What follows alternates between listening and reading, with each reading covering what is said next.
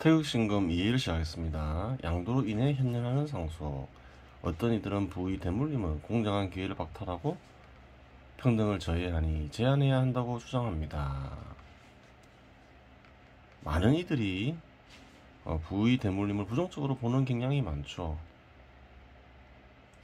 부의 대물림을 막으면 평등한 사회가 된다, 그렇게 생각하는 이들도 있어요. 불평등이 심화되면 사회적 갈등이 커질 수 있는 거죠. 하지만 평등의 달성이란 것도 바람직한 방향으로 진행돼야 되겠죠. 재산이 있는 이와 재산이 없는 이가 있는데, 재산이 있는 이의 재산을 박탈해서 평등을 달성할 수 있겠죠. 다 가난하게 만들어서. 그런 식으로 달성하는 평등은 바람직하지 않죠. 다 거지로 만들어서 평등을 달성한다, 그런 사회는 유지될 수가 없겠죠. 반대로 재산 형성을 장려하여서 재산이 없는 사람을 재산을 가지게 함으로써 그래요, 평등을 달성한다, 불평등의 정도를 낮춘다, 그것은 바람직한 것이지요. 그러한 사회는 더욱더 발전하겠죠. 그래요.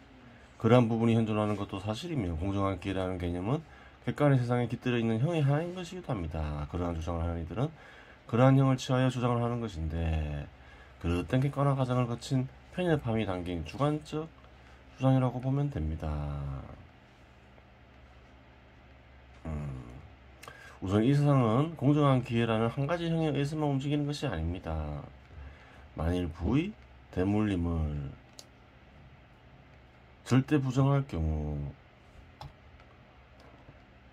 부가 귀속될 주체와 부의 사용 방식이 문제가 됩니다. 만일 정치력이 개인의 부를 회수할 경우 부는 정치 영역에 귀속됩니다. 회수한 부를 국민들에게 나눠준다고 하면 좋아 보이지만 자본을 형성할 수 있는 개인의 재산이 사라지는 것이 되고, 그것으로 인해 생성될 수 있는 직업도 사라지게 되는 것입니다.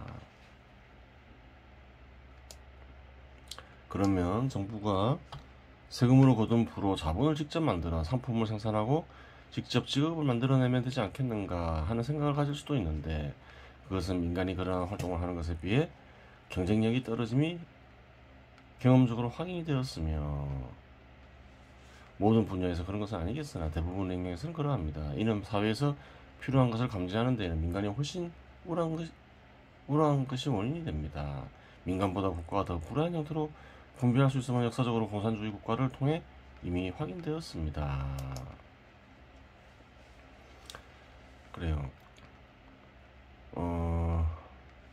사회 구성원들이 재산을 못 가지게 한다, 그렇게 해서 평등을 달성한다, 그런 생각을 할 수 있죠.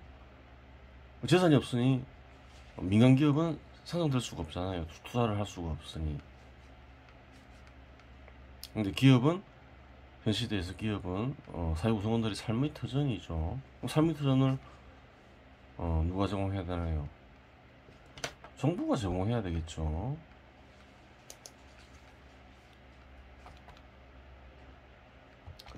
그래요. 근데 정부는 그러한 능력이 없죠. 그래요. 정부가 공장 짓고 빌딩 지어 직업을 창출해야 한다는 생각은 객관성이 결여된 주장인 것이고, 역사적으로 정부가 전 국민의 직업을 창출하여 국민들의 사회적 생명활동을 보장하려는 시도가 없었던 것은 아니지만, 성공한 적은 없으며 성공할 수도 없습니다.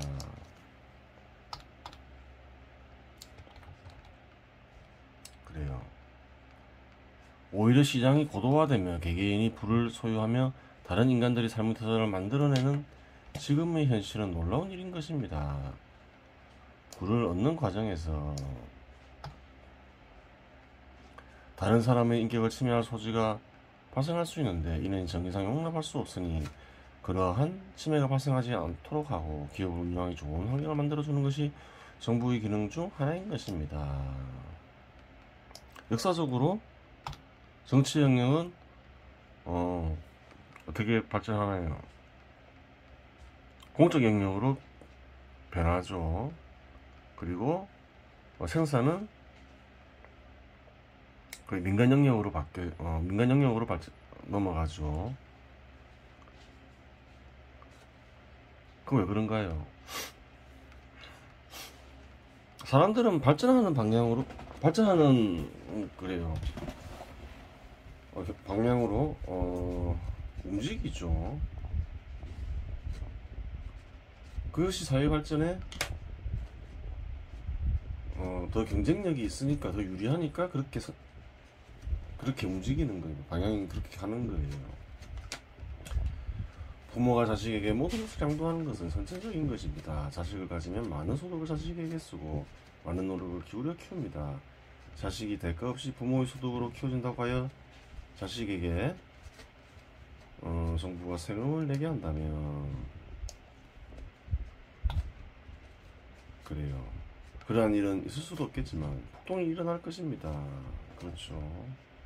부모와 자식을 별개로 볼 수 없다는 거예요. 자연적으로, 선천적으로. 부모가 자식에게 대가 없이 주는 행위는 모든 국가에서 관설되는 것이니 이는 선천적인 것이기도 하고 절대자의 뜻이기도 하며 인간의 산명이기도 합니다. 그래서 자식은 부모에게 효도를 해야 한다는 말도 나오는 것입니다. 효도라는 것도 정의가 근저에 있는 것입니다. 자식이라고 하더라도 받기만 해서는 안 되니 효를 부모에게 받은 것이 대가로 지급하라는 얘기인 것입니다. 실상 상속과 관련된 문제는 고대에서부터 논란이 지속된 문제입니다. 고대 농경 국가에서는 주로 공직자와 관련되어 이러한 문제가 다루어졌습니다. 공직자가 기능 수행에 위력을 사용하지 않고 사리사욕을 탐하기 위해 위력을 사용하는 경우는 흔히 발견되는데, 플라톤은 그래요. 핵심 원인을 재산과 배우자와 자식으로 지목하고 공직자들은 재산과 배우자, 자식들을 공유를 하고 부모와 자식들을 모르게 해야 한다고 주장했습니다. 플라톤이나 소크라테스는 한 2500년 전 사람이죠. 그래요. 옛날부터 그런 문제는 많이 그래요.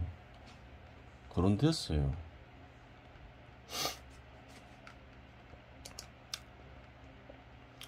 플라톤이 쓴 글에 나와있죠. 소크라테스가 등장하죠. 소크라테스나 플라톤이나 뭐 비슷한 생각을 했겠죠.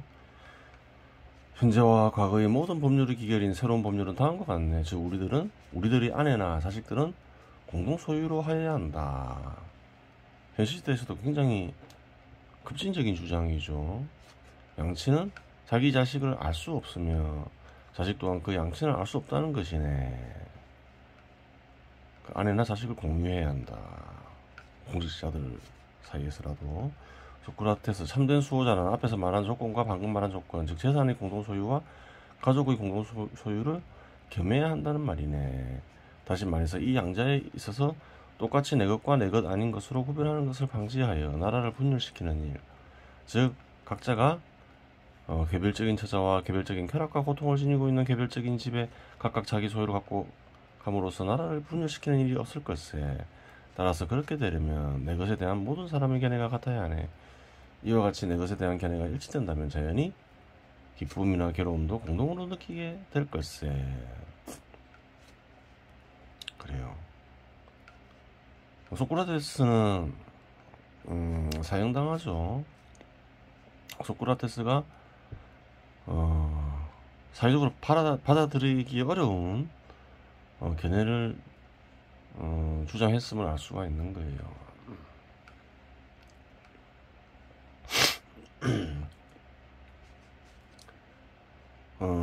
소크라테스나 플라톤은 그래요. 공유가 지배하는 사회가 더욱더 분위기가 좋고 발전한다고 생각했던 모양이죠. 짐작할 수 있는데 잘못된 생각인 거예요. 어떠한 것이든 긍정적인 부분과 부정적인 부분이 있기 마련이죠. 예를 들어서 사람은 자기 것이 아니면 신경 쓰질 않죠. 생산도 마찬가지죠. 공유로 하면서 생산하면 어떻게 되나요? 생산이 잘 안 되죠. 공산주의 국가를 보면 잘 알죠. 굶어 죽고 그러잖아요. 생산이 제대로 안 돼요. 왜냐하면 신경을 안 쓰기 때문에 그런 거예요. 자기 것이 아니라고 생각하고. 자식도 마찬가지겠죠. 공유로 하면 어떻게 될까요?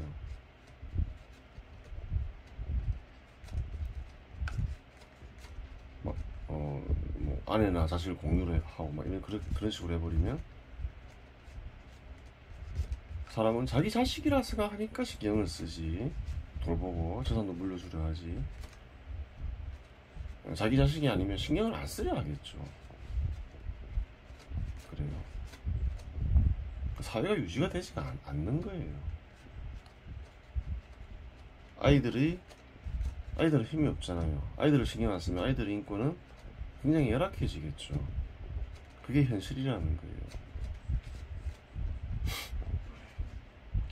서구 철학에서 괴이하고 극단적인 형태의 관념의 절반 이상은 플라톤의 견해에 바탕을 두고 있습니다. 플라톤의 해결책은 현실성이 없으며 선천적인 흐름에도 맞지 않기 때문에 이루어질 수 없는 것입니다. 하지만 우리 과학에 있어서 플라톤은 어느 정도 성과를 거둔 것도 사실입니다.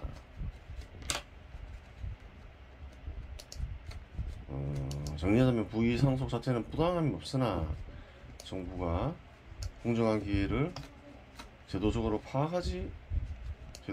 보장하지 못하고 객관화하지 못하여 기능을 제대로 수행하지 못한다면 공정한 기회를 침해할 수 있는 계기가 될 수 있는 것입니다. 문제가 있으면 항상 그래요. 선천적인 것을 긍정하고 섭리를 잘 이용하면 성공하죠. 반대로 선천적인 것을 부정하고 어떤가요? 섭리에 반하면 잘 되기가 어렵죠. 잘 되기가 어려운 게 아니라 잘못되죠. 국가든 개인이든 집단이든 다 마찬가지예요. 남한과 북한을 보면 알 수 있잖아요. 공정한 기회를 객관화한다는 것은 선천적인 흐름 속에서 정의에 위배됨이 없이 개개인 국민 나아가 모든 국민들을 이롭게 하는 구체적인 방안을 찾아 실천하는 의미하는 것이지, 공정한 기회라는 형의 근원이 세상을 파괴함을 의미하는 것은 아니라고 하겠습니다. 그래요.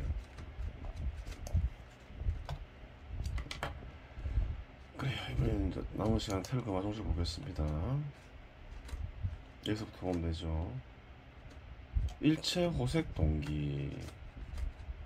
모든 색은 표상으로 풀이할 수 있겠죠. 색소리와 같은 표상을 좋아하는 어떤 움직이는 기운은 뭘까요? 마음에서 움직이는 기운, 어떤 감정을 얘기하는 거죠. 개, 백지, 소위 모두 늑스의 작용으로 인한 것이다. 즉 식이하다. 여기서 식은 뭔가요? 욕망에 집착하여 생각하는 것을 가리키죠. 사후 향혈씨 죽은 후에 피로된 음식을 그래요, 찾는다, 흠양한다, 이런 얘기죠. 누가? 늑스를 가리키겠죠. 늑스를 가리키죠. 왜 그런가요? 늑스는 육체에서 비롯됐죠. 육체를 찾겠죠. 피가 흐르는 육체. 그러니까 혈식을 흠양한다, 이렇게 얘기하는 거죠. 활즉되고 살아있을 때는 큰 고통을 야기한다. 그래요. 사람은 왜 사람이 많은 고통 어디에서 일어나나요? 욕망을 이루지 못해서, 욕구를 채우지 못하다 보면 고통이 일어나죠. 또 욕망이 좌절되고 이러면 다 늑스 작용으로 인해 일어나는 거죠. 음반, 음고, 음야.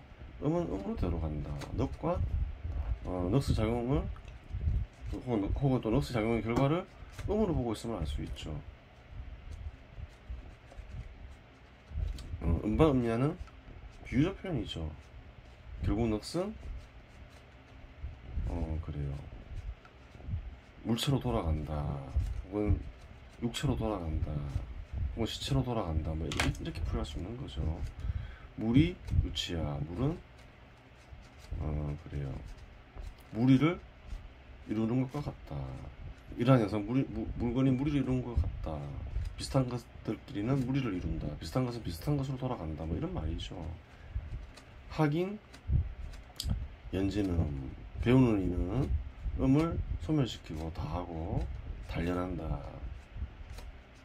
뭐 의식을 단련하건 어를 단련하건 이 얘기죠. 단련하면 그래요. 배우는 이가 음한 넋을 소멸시키고 단련하면 즉이 순양야, 곧 순수한 양이 된다. 양은 뭔가요? 이런 신과 이런 신의 작용, 또 이런 신에서 비롯된 것, 이런 것들을 양이라 하죠. 순양이 된다. 비유적 표현이죠. 이런 신과 같이 된다. 어떤가는 신과 같이 된다. 그렇게 되는 거예요. 그래요. 한참 뜻을 보겠습니다. 현상이나 소리와 같은 표상을 좋아하는 감정은 모두 넋의 작용으로 인한 것인데 욕망에 집착하여 생각한 결과이다. 죽은 후 넋은 그 피 묻은 음식, 육체에서 비롯됐으니까 육체라고 볼 수 있죠. 육체를 찾아 헤매고 살아있을 때는 큰 고통에 빠지게 한다. 역시 이런 신의 마음에 태어나지 못하고 시체로 되돌아가는 일은 당연하다. 그래요. 이는 비슷한 것들끼리 모여 무리를 이루는 일과 같다. 시체 혹은 뭐 땅으로 돌아가는 것과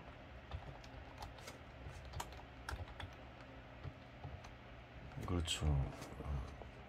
이는 비슷한 것들끼리 모여 무리를 이루는 일과 같다. 배우는 이가 넋의 작용을 거치며 어를 단련하면 어떤가는 신과 같아져 큰 성과를 이룰 수 있다. 그래요.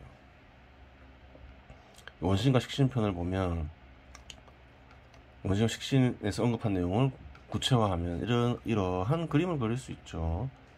어떤가는 신의 마음이 있죠. 천심이라고도 부르죠. 하늘의 마음, 하늘 이룬신.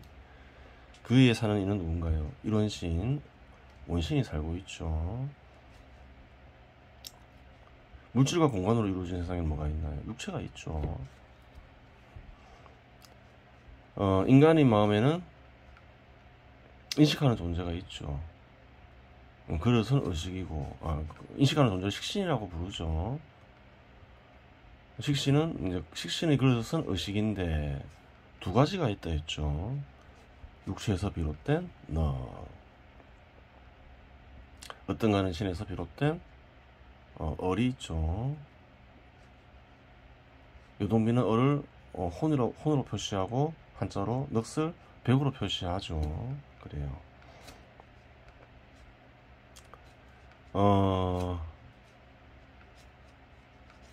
그래요. 의식은, 사람은 얼의 작용을 일으키면서 얼을 키울 수도 있고 넋의 작용을 일으키면서 넋에 집착하면서 넋의 작용을 키울 수도 있겠죠. 넋의 작용을 키우다 보면 얼은 상대적으로 계속 작아지겠죠. 줄어들겠죠. 결국 어떻게 되나요? 육체와 같아지는 거죠. 짐승과 같이 되는 거죠. 반대로 얼을 계속 키우고 얼의 작용을 계속 키우고 하면 어떻게 될까요?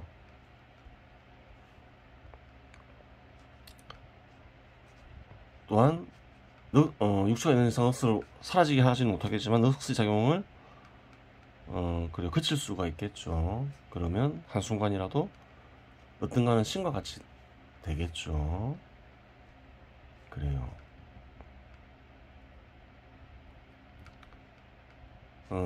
인간을 고귀한 존재라고 할 수 있는 것은 얼이 있으면서 어떤가는 신과 같이 될 수 있기 때문에 고귀하다고 하는 것이죠. 하지만 또 반대로 짐승과 같이 될 수도 있는 것이지요. 그래요. 이번 시간 여기서 마치겠습니다.